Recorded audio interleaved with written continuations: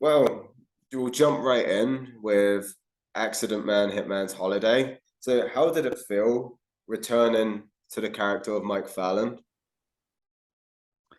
Great, look, it's a character that I grew up reading the comic book, and I always thought, wow, this guy's great. Somebody should make the movie of this. They never did. I got the rights to it. I made the first one. I'm now Mike Fallon, and I get to come back for the sequel. And to know that I discovered this comic, this character as a 14-year-old, and here I am now, 46, promoting the sequel. It's great. I mean, how can you not be chuffed with that?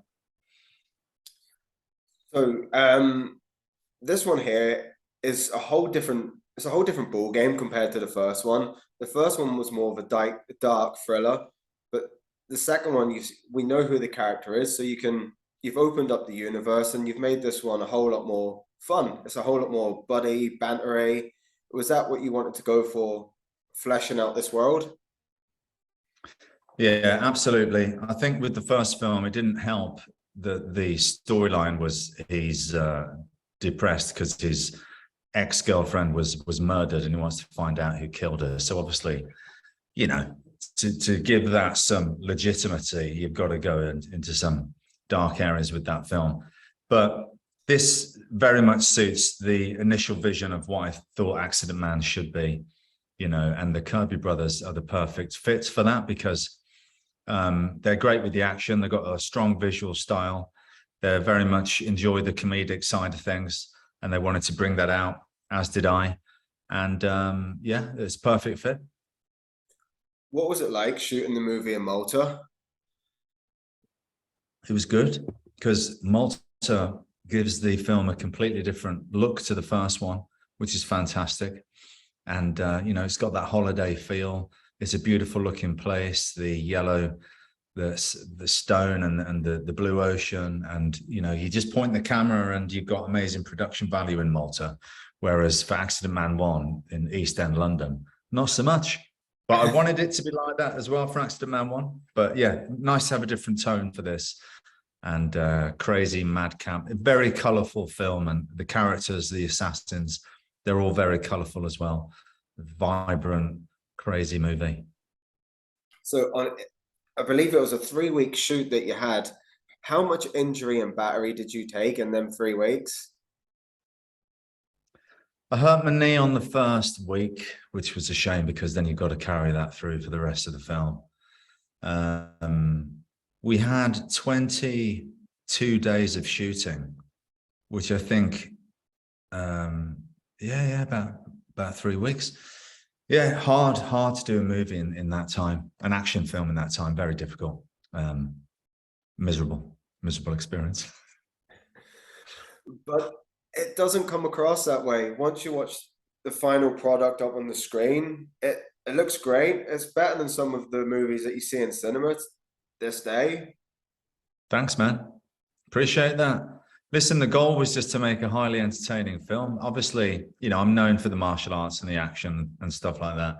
And it's not easy to make it good or to elevate or do better than what you did before, but we tried. But I know that that's always going to be there.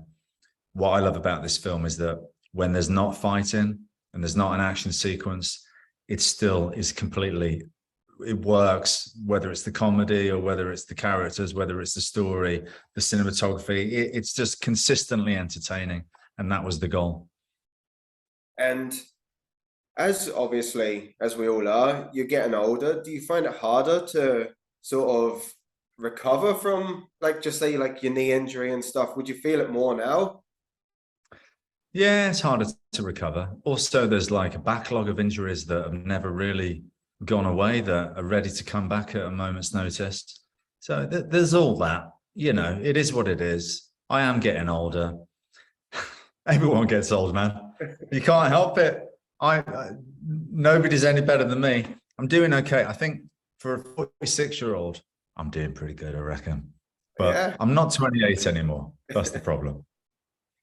The comedy element as well that you had in of Mike constantly getting his ass kicked and yelling flamingo. Who wrote Oh yeah, do you like that? That was brilliant. A big fan of the I just had this idea to have that sort of Pink Panther Peter Sellers version. Kato character, I thought that'll be brilliant because he suffers from post-murder tension. And in the first movie, he would go into a bar and he would just beat people up to deal with it. And I was like, why don't I have someone that's going to jump out at me, spoiler alert, at any point and attack me to deal with my PMT? So there you go. The final fight was amazing. How long did it take to put that together? Yeah, Andy Long is amazing. And he choreographed that and he came up with the angles for that. And, you know, he's a very experienced martial arts performer, Jackie Chan stunt team and all the rest of it. But we had 2 days to do that fight. That's all we had. And Jeez, you won't believe it. we pre-visited it in Malta with Andy. We filmed it in the gym, made sure we liked it. And then you get on the set when we're actually paying proper money. And we know exactly the shots that we need. And it's just a case of finding it out and getting the shots and trying to stay warm and not get injured and not hurt each other too much. And Andy's a legend, and you know, he takes some big hits in the movie, and it's all for the gods of action. The finale, I thought, like the whole sequence at the end was amazing. Like you go from laughing your head off at you versus the clown, and then once Andy Long's character comes in, you're instantly like, oh shit, he's getting done in here. That's it, yeah. Ayumi the ninja. Ayumi was in the first movie, and we had to cut him out. Well, we changed him to Jane the Ripper, and we hung on to the thought of Ayumi and brought him into the second one. And yeah, Andy was a great choice for that because he's one of the best martial arts performers in the film business, bar none. So do you plan for a third one? I'd love to do a third one. Yeah, of course. It's not up to me. If you give me the choice, I'll say yes. But we have to hope that this finds an audience, people like it and people want more. But ultimately, it needs to make money. So I just hope that we don't get into one of those situations where it's being torrented like crazy and the producers turn around and say, oh, one of your best movies that everybody loves and adores didn't make any money. And I'll be like, fucking hell, not again. So on that note, everyone would kick my ass if I didn't ask it. Boyka and Ninja, because of piracy, are these franchises potentially, or are they dead? Yeah, dead. That's what happens when you download films for free. So only got yourselves to blame. That's such I mean, a it's the shame. world we're living, you know, but that's the way it is. The producer's going to look at what the other films made. Things weren't necessarily played very well, like the last one was on the internet for 6 months before it had an official release or something stupid. I mean, it's frustrating. But yeah, essentially, that's what happens. If the film doesn't make money, nobody wants to make another one. It's a business. So if you're taking a loss, you're not going to go back. Yeah, that's it. So after Accident Man has hit, what's next for you? Well, John Wick 4, of course, is in March, and everybody's very excited for that, myself included. So that will be the next one. I'm looking forward to seeing you in John Wick 4, and hopefully I get to have a chat with you about it. Yeah, I'd love to. I can't wait to talk about it. I can't wait to say what I know in my brain, but I can't yet. You joined in one of the biggest franchises in the universe, so I can't wait to see you on the big screen. And it's been a pleasure having you back on, Scott. Thanks, buddy. Thanks, Jeff. Good to see you again, mate.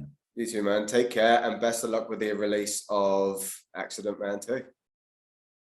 Okay, thanks. I'm glad you liked it. That's brilliant. I love that. Can't wait to drop my review. See you later, Scott. Right.